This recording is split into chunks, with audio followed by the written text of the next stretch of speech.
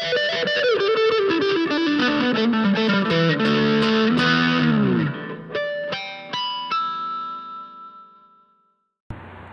y'all.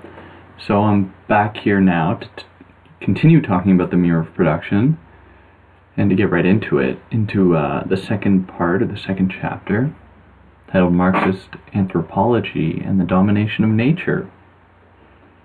So Baudrillard starts this section by stating that in the 18th century, the simultaneous emergence of labor as the source of wealth and needs, as the finality of produced wealth, is captured at the zenith of Enlightenment philosophy in the appearance of the concept of nature, around which gravitates the entire rationality of the system of political economy, which is we can go from here and conduct some, pretty fair Marxist analysis of such things. What purpose does nature serve in this drive for profit, in the conduction of capital, anything of that sort, which would make very good sense. I think it would be a fair analysis for sure.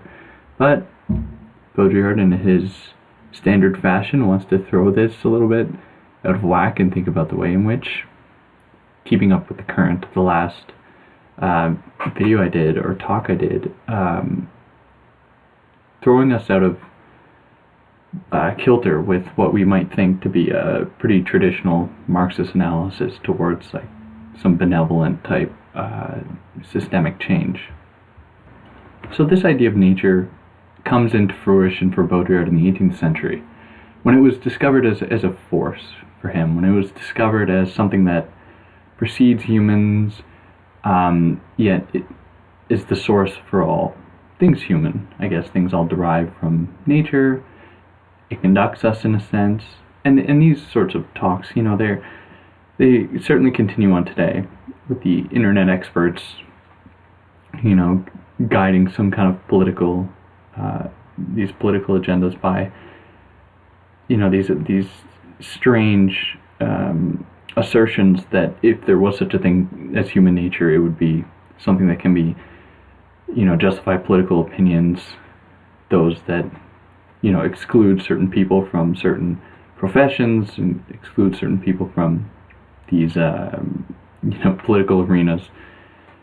It's all this derives, I think, in proper Baudrillardian fashion, from this notion of nature as the ultimate referent, from this notion of nature as being that which guides us and can then be used as some sort of scapegoat, can be used to justify the contemporary use of force, the contemporary use of authority over the maintenance of certain, norms, if you will, that don't want to be interrogated as being those things that come about socially, the things that don't exist necessarily in relation to nature, but are things that, are ultimately just closed off from any sort of discussion, because as soon as you are able to make the point that something has some affinity with nature because of nature's status as being this kind of, in Baudrillard's terms, ultimate referent,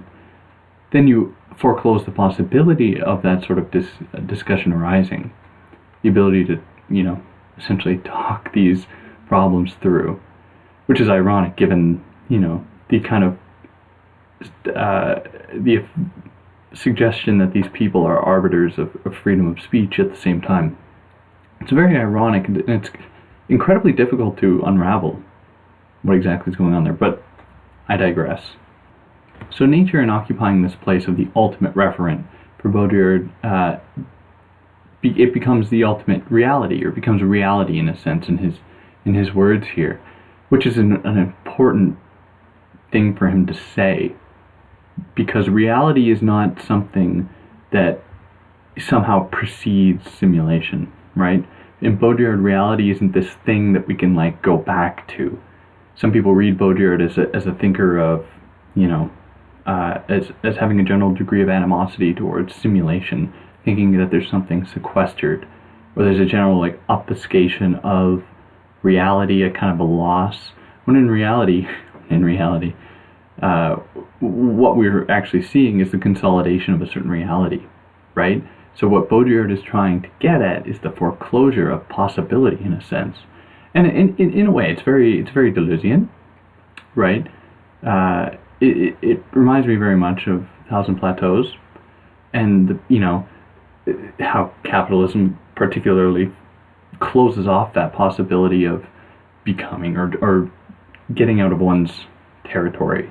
This process of deterritorialization or whatever. Baudrillard sees the similar thing happening, although he doesn't use that language, and he's a little bit more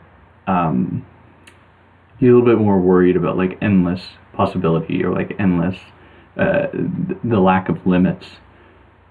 But reality is that thing that forecloses the possibility of change, of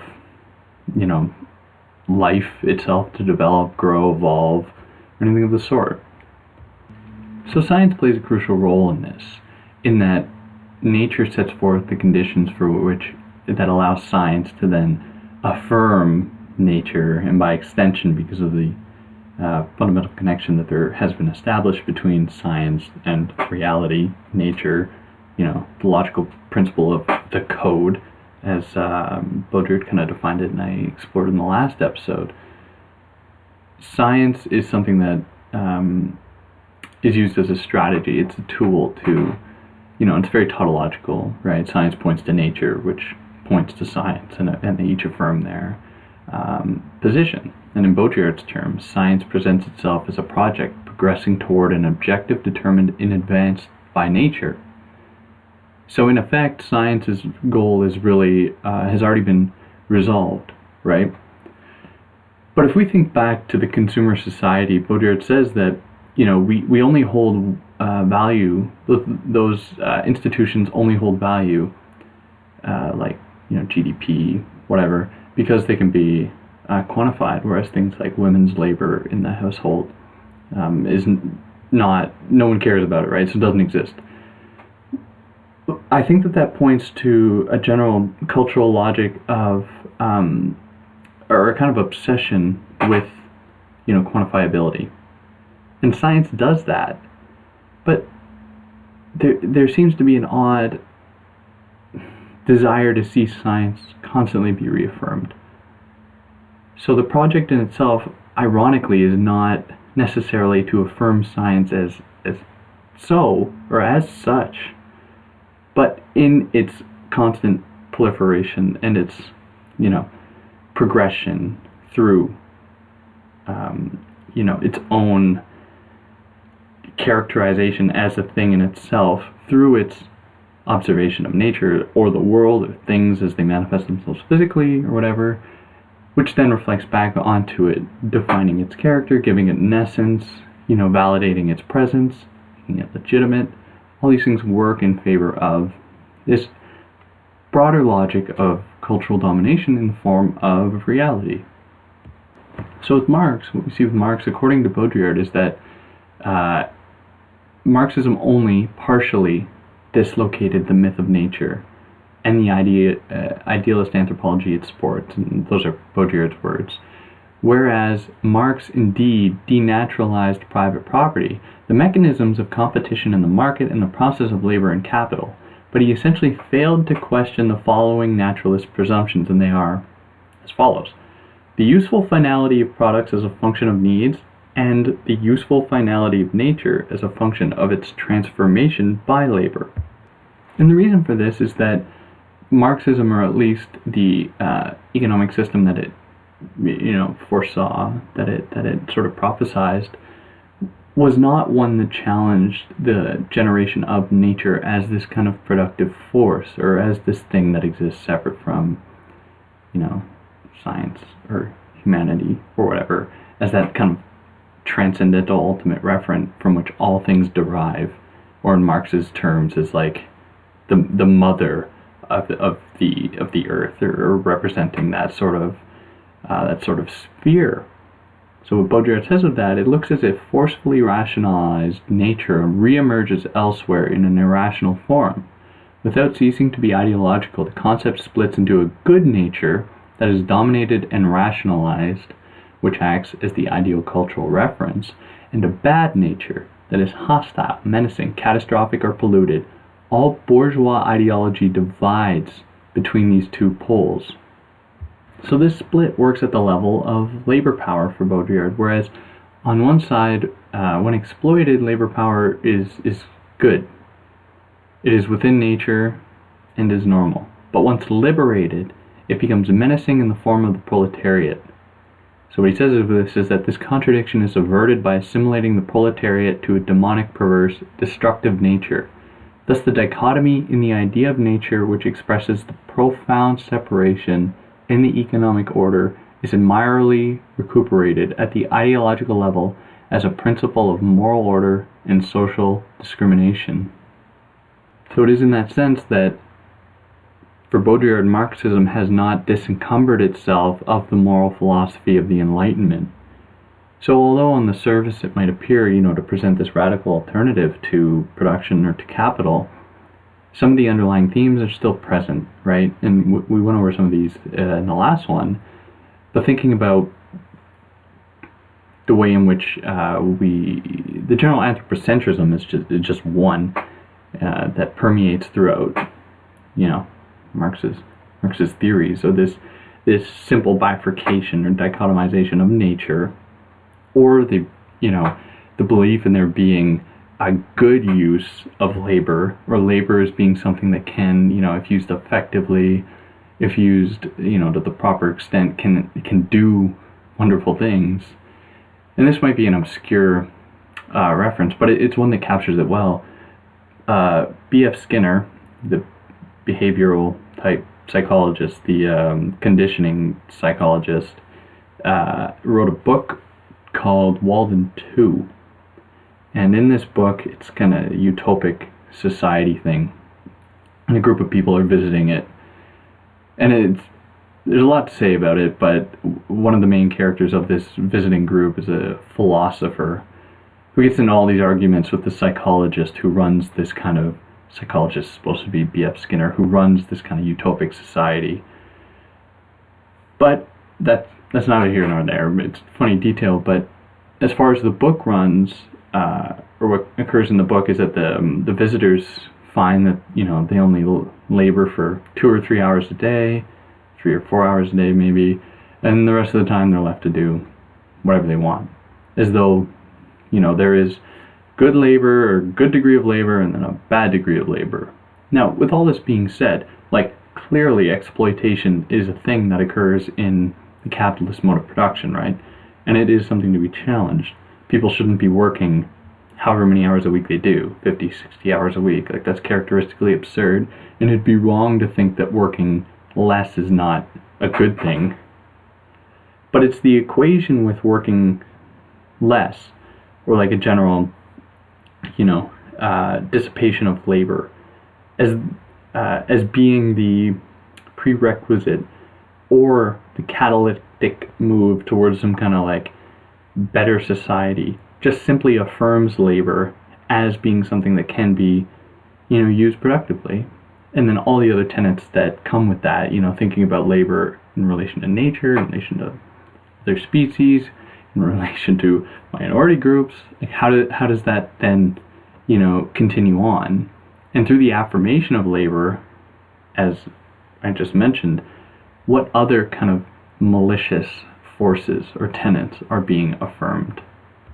So what is necessary instead is for Baudrillard an explosion, in his words, or specifically what he says verbatim is the concept of scarcity itself, the concept of necessity, and the concept of production must be exploded because they rivet the bolt of political economy, whatever that might mean, exploded. But he puts this exploding in contrast to dialectical movement, or the kind of faith in the dialectical progression of history or whatever, as though it would lead to some better thing. And of course, there's an absence of Adorno here, but we think of negative dialectics or something as being, I guess, a response to just dialectics, plain and simple, moving linearly through time. But what Baudrillard says is that no dialectic leads beyond political economy, precisely because it is the very movement of political economy that is dialectical. You can't, you can't take the tires off a car while the car is moving. You can't do it because you could never get an actual grip of the movement of the car or of the dialectical progression of the thing itself. You must stop the car and stop that movement, stop that progression, or that linear type teleological movement through space and time. So Baudrillard takes this from here he kind of moves back into his idea of symbolic exchange, where symbolic exchange was the guiding principle of primitive. Every time I use that word, I'm using it in quotes because that's not a term, that's not a good term at all. But in those primitive societies, whatever that might mean, there was the logic of symbolic exchange, right? And as we talked about for critique, think of potlatch, kulak, how these things work in relation to economies, which is a term I reluctantly use, but economies in the pre-industrial era. So for Baudrillard, things that develop in relation to production, in relation to industrialization, for instance, is the law, or a thing that develops. So he says that in this sense, law, which is called the foundation of the symbolic order and of exchange, results instead from the rupture of exchange and the loss of the symbolic, where things are now, perhaps we can think of law as we've thought about reality, or as the kind of consolidation of ideas, of beliefs, or whatever, in the form of a, authoritative type foreclosure. So this is why, for him, there's properly neither necessity nor scarcity, nor repression nor the unconscious, in the primitive order, whose entire symbolic strategy aims at exercising the apparition of law. And there's another point, I can't remember exactly where he says it, but he says it could be in symbolic exchange and death. But he says that the only reason we have an unconscious, a la Freud, is precisely because we have, all these systems that, force a certain, I guess, homogenization on us, if you will. It's our only way to get out of it. But what he takes this opportunity then, and he sees in Marx a complicity with this sort of repressive framework, and I use that term reluctantly as well. Because what he says is that Marx adopted the law of necessity, along with the Promethean vision of its perpetual transcendence, just as psychoanalysis adopted the principle of castration and repression, prohibition and law. Now it's unclear at this point in this book, because this would have come out in 1973, although despite the year it came out, a year after Anti-Oedipus, it's unclear whether, it's not apparent here if Baudrillard had read Anti-Oedipus. I feel like he wouldn't have had time to. He was probably writing this the year that Anti-Oedipus came out.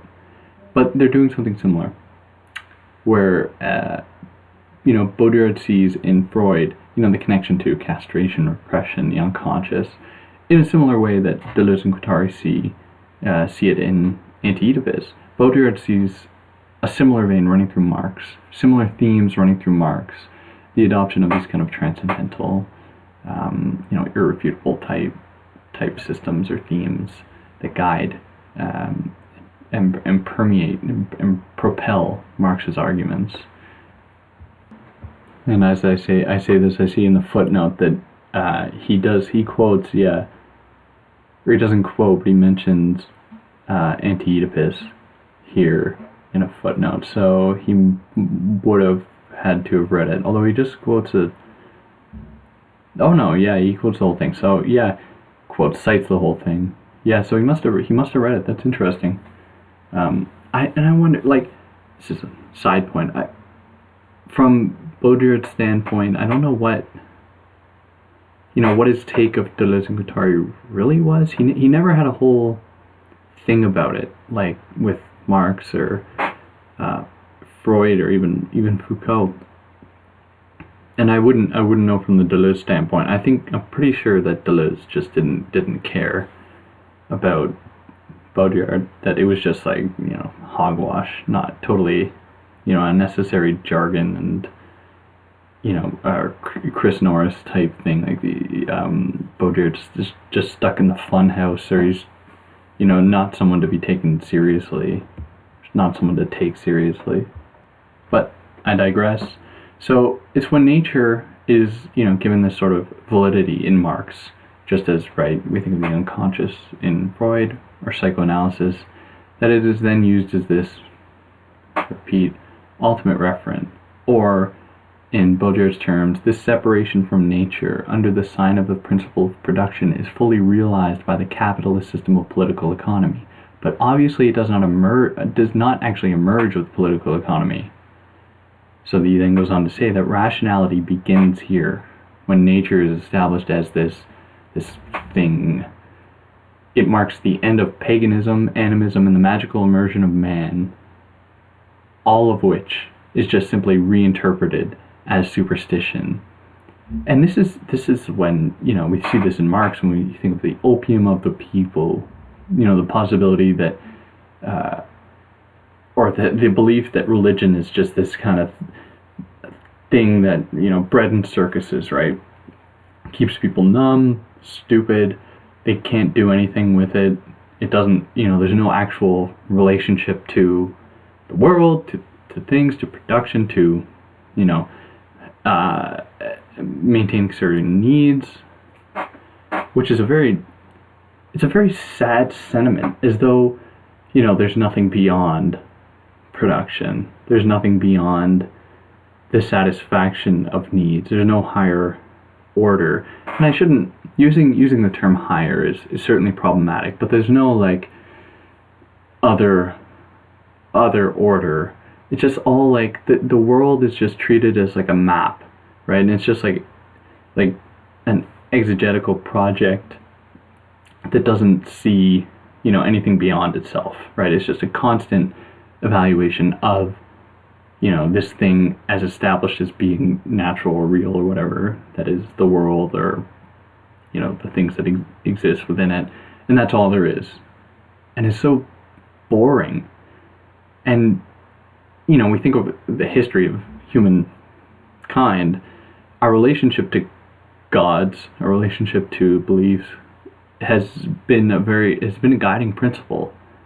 And it's naive to simply disavow that, to forego our relationship with the gods, or with paganism or animism, especially if we think about this in relationship to, as just one example, like Native American people, and the relationship that not every single Native American nation has with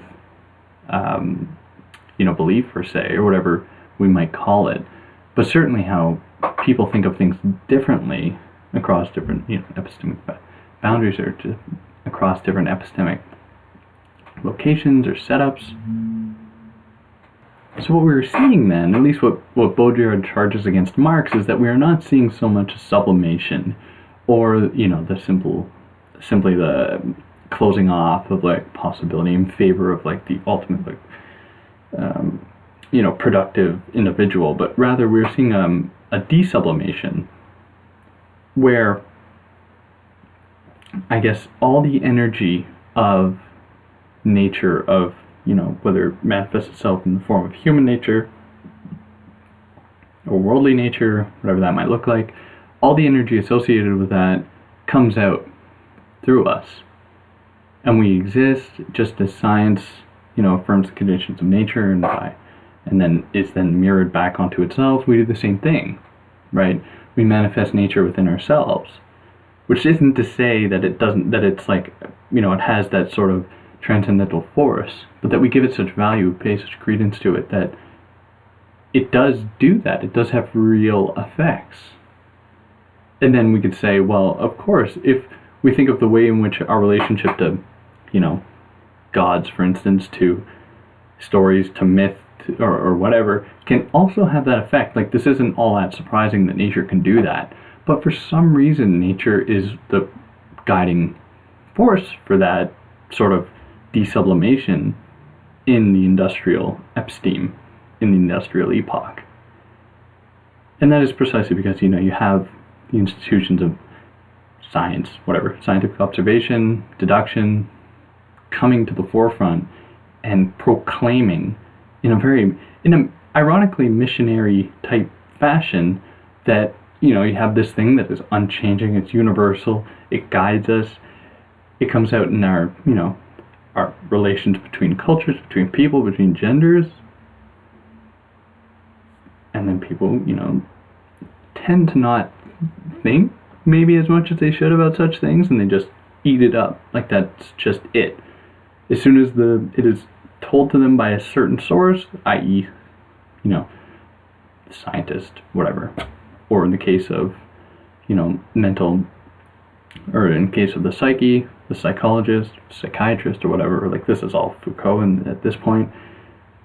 But why is it that we hold these people to such high esteem, as though for thousands of years humans got by perfectly fine without it? It's really quite odd that we do that, and it's present here. And this is what Baudrillard sees Marx failing to challenge.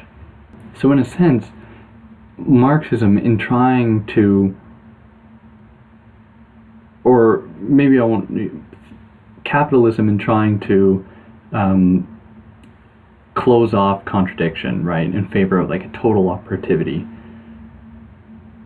What we are seeing, precisely if we accept Baudrillard's thesis in that, Marxism mirroring production or communism mirroring production, we are seeing the same kind of abolition of contradiction, which is ironic, because contradiction is, if it's the guiding principle of like capitalist exchange or whatever, I would be more, personally, I am more afraid of a culture, of a system that's capable of eradicating contradiction than one that has contradiction in it, right? Because what will remain when all contradictions have been removed? To me, that's just thinly veiled,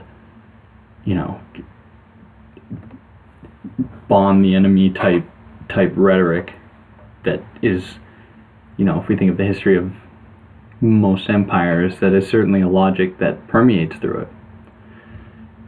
And this is only emphasized when, Baudrillard writes of Marx or Marxism, he writes, by pretending to illuminate earlier societies in the light of the present structure of the capitalist economy, Marxism, fails to see that abolishing their difference, it projects onto them the spectral light of political economy. So Marx affirmed that it is on the basis of a critical return to its own contradictions that our culture becomes capable of grasping earlier societies. Thus we must conclude, and thereby grasping the relativity of Marxist analysis, that in Marx's time the system of political economy had not yet developed all its contradictions.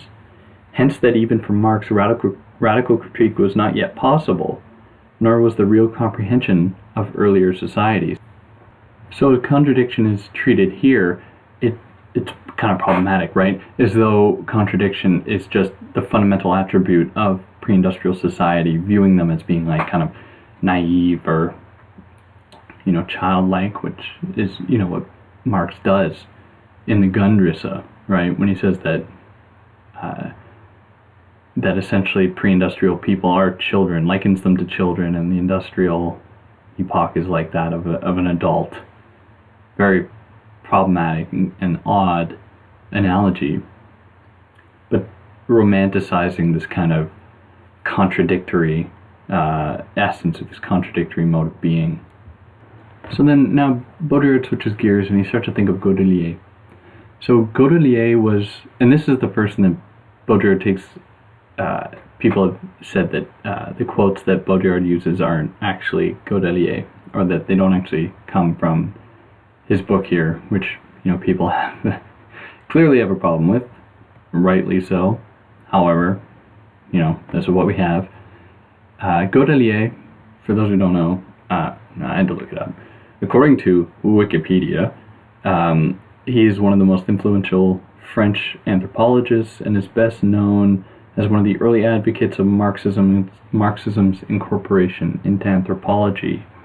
He's also known for his field of work among the Baudrillard in the Papua New Guinea from the 60s to the 80s. So we can begin by that little introduction to see what problems Baudrillard's going to have with this guy.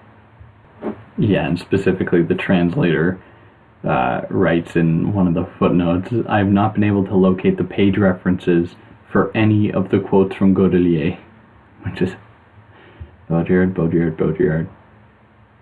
So those texts that Baudrillard uses from Baudrillard are, or the Marxist texts, are Sur les sociétés précapitalistes and L'anthropologie économique in l'anthropologie science des sociétés primitives, which are just thinking about primitive societies, essentially. I haven't read them, but from the titles we get a pretty good idea of what they're getting at. It's kind of traditional anthropology, right? Seeing, so-called primitive people as being test subjects or things to be observed in all their wonder and their naturality or their naturalness. The charge that Baudrillard levels against him, though, and Marxist anthropology generally, is that it seeks from beginning to end to preserve materialist orthodoxy against the hearsay of primitive societies. So what Baudrillard observes is that, or what Baudrillard states that Baudrillard quotes, which we'll be a little bit careful of because this quote may not actually exist, but here we have it. Under certain conditions, kinship is economy, and religion can function directly as a relation of production. So, as we heard earlier, or as Baudrillard explained earlier, thinking about how we put primitive people under the spectral light of political economy. So what Baudrillard says about this is that as much as saying that he cannot, Baudrillard, imagine the primacy of anything except through the primacy of the economy. Ironic, given a Marxist approach.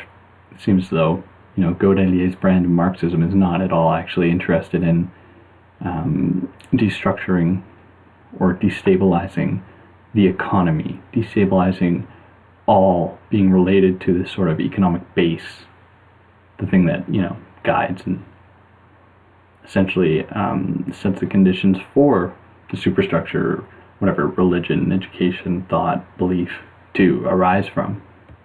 But this economy, according to the Marxist anthropologist, stream indicative of Baudrillard, the economy that permeates in these primitive societies is one of, I guess, subsistence, if you will, where there's no surplus. So people take that as a model for which we can then mirror, or we can then use to craft our own economic system around. Like, if they can do it, we can do it, as though all the other things in play, as far as relations of every other kind might go, as though those things don't also play a role, because they're able to do that by stapling on the title of economy to it, which has a relationship to us, though arbitrarily and only through language, really, only through the classification of a term, or the designation of the term of economy onto them and then onto us. So then, which is really just an aporia, but if we accept it, it's still odd, given that it doesn't consider all the other conditions at play, and why such a thing would not necessarily work across all boundaries. So it's this sort of romanticization that is really problematic, right? So of this, Baudrillard says that in emulating the discourse or the rhetoric of the Marxist anthropologists, Baudrillard says that the savages are nature. When they have enough, they stop producing. This formula contains both perplexed admiration and racist commiseration.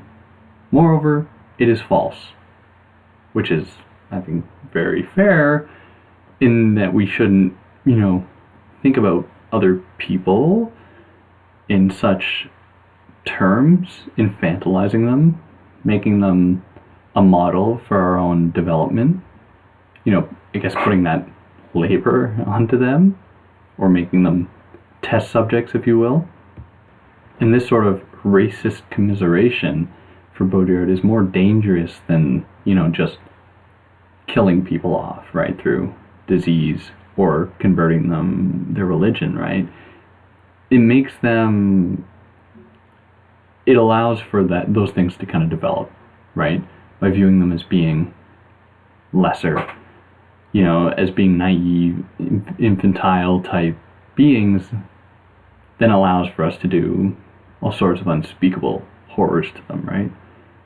Let alone, of course, we must interrogate, the role capital has played in exploiting people. There's no denying that. But how effective is Marx and Marxism at challenging that sort of exploitation? While it might not be an exploitation of resources as they manifest themselves physically, and it's an exploitation of, I guess, conceptual resources, right? Intellectual resources, which we shouldn't diminish the value of.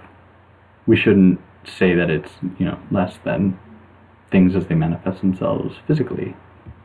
And here we return to the discussion of symbolic exchanges, that thing that resists production as it manifests itself in the Western context, at least at the time, or the thinking about Marx. Symbolic exchange as being something that can't be mobilized, as something that's intertwined with all the things mentioned earlier, sacrifice, culture, whatever, that resists production as it manifests itself as an oppressive force, which is something we've moved beyond, which is something that we can't, not to say we ever had it, these white Europeans that have not been particularly good at crafting culture, but certainly destroying it, which is a recurring theme through Western thought, through Western people's identities. But maybe there's something to be said about how destruction works too. No, I won't give that idea any credence. That's a stupid idea. So symbolic exchange is just one example that Baudrillard problematically uses. He says that primitive man does not chop one tree or trace one furrow without appeasing the spirits with a countergift or sacrifice. This taking and returning, giving and receiving is essential. It is always an actualization of symbolic exchange through gods. And what is problematic? It's the equation with, or the conflation of all, primitive people with this relationship to sacrifice or to the spirits, whatever the hell that means. But if we accept it, there's something to be said about the relationship between exchange, as it may have manifested itself at some point in some cultures at some times, and now. And what is essentially different is that exchange operates today on the realm of the material, right? Thinking back, religion's the opium of the people, kind of closing off that relationship with the gods, the relationship with things that don't necessarily present themselves to us in a way that makes them easily digestible, right? There was a certain faith in faith, if you will. So ironically, Baudrillard says that what Marxism fails to do is to see primitive people in their specificity, or to see their irreducibility to production. So the magical, the religious, and the symbolic are relegated to the margins of the economy. Just an interesting point. And one such example is, contemporary obsession. I say contemporary, but, it goes, whatever, the obsession with museums, where the example Baudrillard gives is that, we take things, objects, whatever, artifacts, cultural icons, out of their context, placed in museums, and they're supposed to represent art. It's just one example.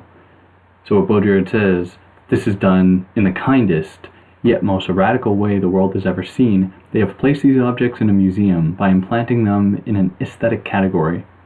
But these objects are not at all art, and precisely, their non-aesthetic character could at least have been the starting point for a radical perspective on, and not an internal critique perspective, leading only to a broadened reproduction of, Western culture. Hence, in the materialist interpretation, there is only a replacement of art by economics, the aesthetic virus by the virus of production and the mode of production. Whereas art could, if we think of these different artifacts, icons, whatever, they pose a radical challenge to, Western finality, Western, Eurocentrism, ethnocentrism, anthropocentrism, throwing all these things out of whack because all of a sudden we're challenged by difference, by otherness, that essentially destabilizes our privileging of ourselves. But that is exercised, that is essentially conjured away in favor of an analysis of production, or these things as being simply things, not being related to some kind of cultural order, higher order, just being, economic objects, if you will. So for that reason, this what we are seeing is the duplication and the replication of the same oppressive forces as they manifest themselves, like in the form of the museum, in this critique. So we naturalize earlier societies in a sense, and we place them under the sign of production, right? We erase them, we level them, and to make them easily consumable, making them commodities, if you will, which is, it's only made more apparent in the hardcore materialism emblematic of Marxist thought. So what Baudrillard does with this is he wants this. All this essentially culminates in the following questions, where he states that the radical hypothesis no longer accepts fundamental concept, seeing it as an arbitrary aspect of a certain model. At bottom, the question is posed as follows: are we always within the capitalist mode of production? If the answer is yes, we readily accept classical Marxist analysis. Or are we in a later mode, so different in its structure, in its contradictions, and in its mode of evolution that one must distinguish it radically from capitalism, while maintaining that it is always a question of a mode of production, which is determinate as such? Or are we, quite simply, within a mode of production at all? And have we ever been in one? So concerning the present phase of political economy, Marxist thought gives us only analyses centered on monopolistic capitalism, not thinking about the possibility of the other things going on underneath it, right? And although we see a broad dissipation of symbolic exchange, these elements can still be seen today. And how is that, or the disavowal of that presence, made to serve Marx, made to serve Marx's view of the world? So we think of the way in which commodities are evaluated, thinking about in terms of like Frankfurt School type thought. What we are seeing is a move, in a sense, away from materialism per se, right? And as we were thinking about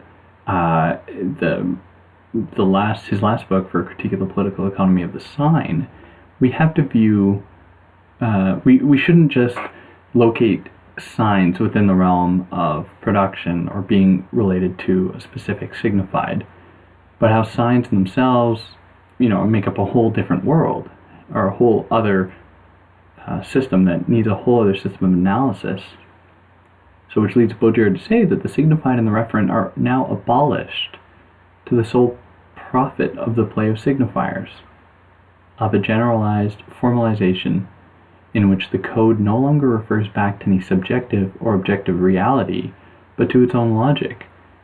So we must ask then, thinking about those three questions posed, can it be said, or can we apply the same kind of Marxist thought, the one that Baudrillard spent this whole book kind of destabilizing, this thinking about the objective world, about materialism, and what role does that even play?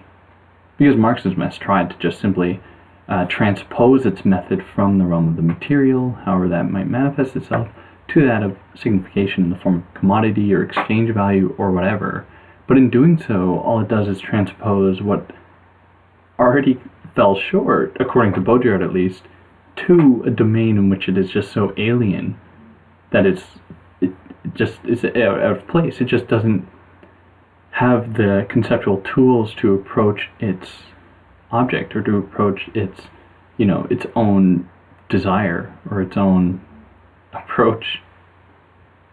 So we're seeing now, as we saw in the last book, the beginning of an analysis of simulation, right? What can be said of simulation? What role does simulation play in the realm of signs, where signs don't refer to some objective reality, but only refer to other signs, which refer to other signs, copy of a copy of a copy of a copy, very basic type Baudrillardian theory. But how does Marx fall short on that? And this is something that we're going to get into with Foucault as well, and how applicable is Foucault's project that doesn't account for the simulating machines as much as it should, per se.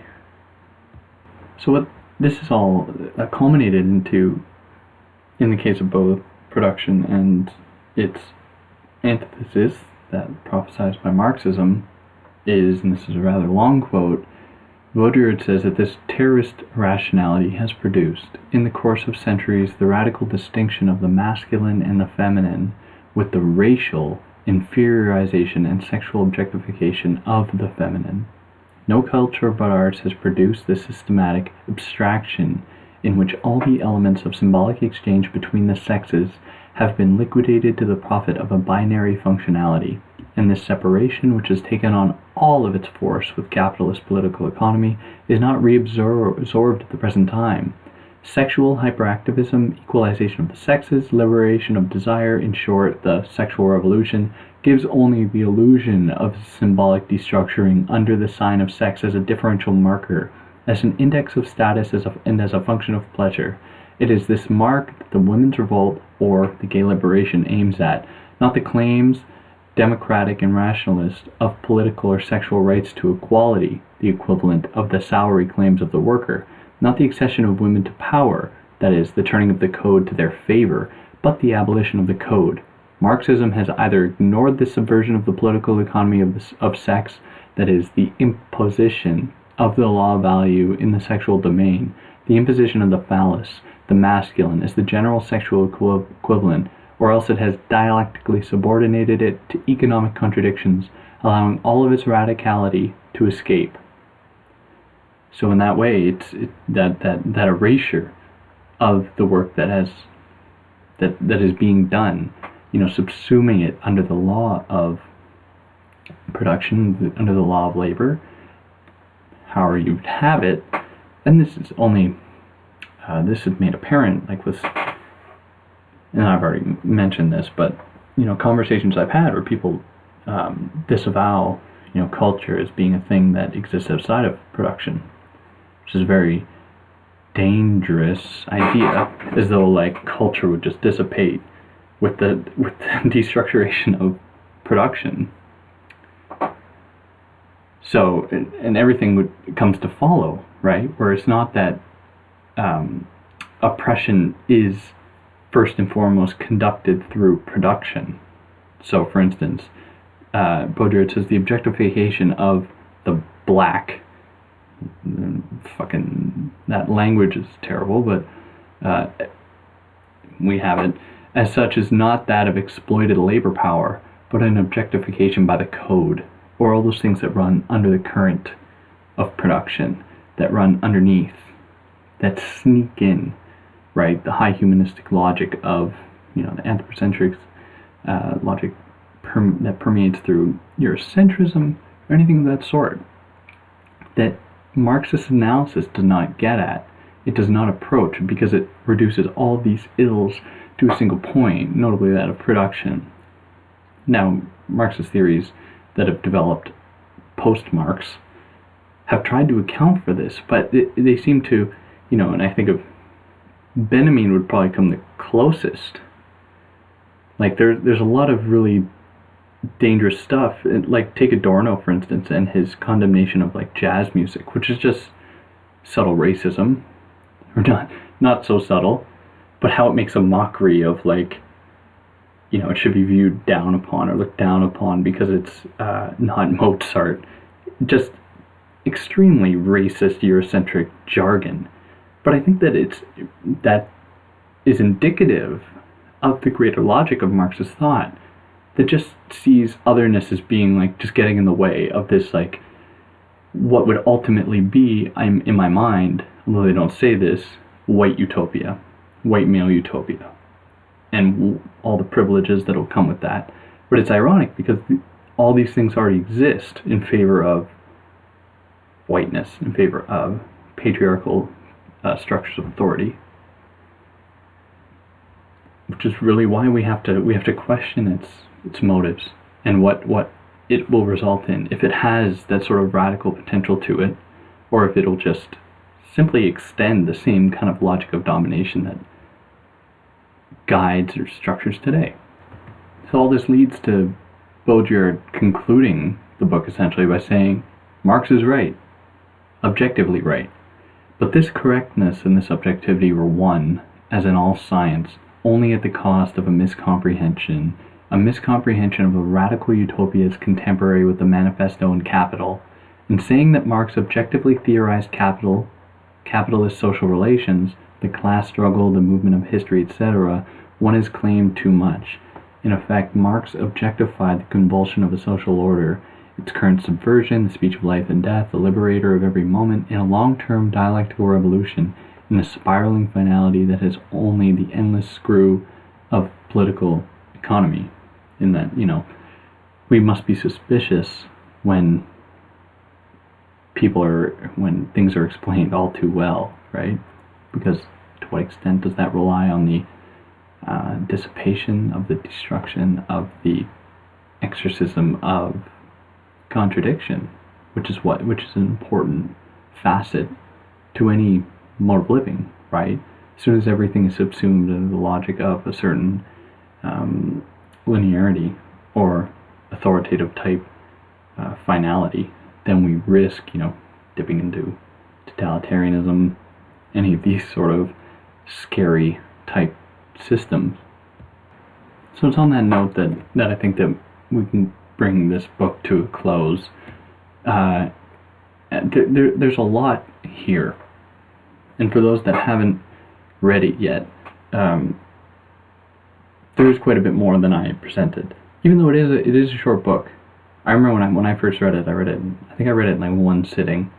160 pages or so. But it's good, and it's clear, and it presents a side of Baudrillard that is outside of his, or how people normally read him, I think. This book and his following one, which would be Symbolic Exchange and Death.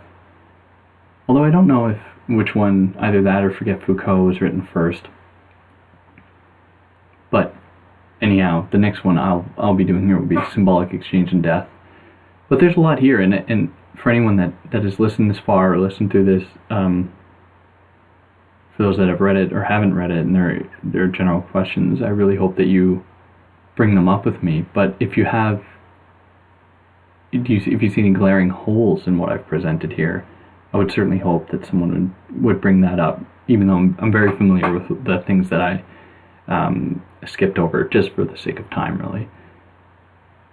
And to be fair, a lot of it is very difficult, and I have trouble grasping it at times, because Baudrillard is rather elusive, and he's not, in a sense, he practices what he preaches. Like there are contradictions here, there are errors, there are things that should be challenged, but thank God, because then it would just mirror the same kind of system he's trying to critique, or he's critiquing Marx for failing to critique or failing to challenge.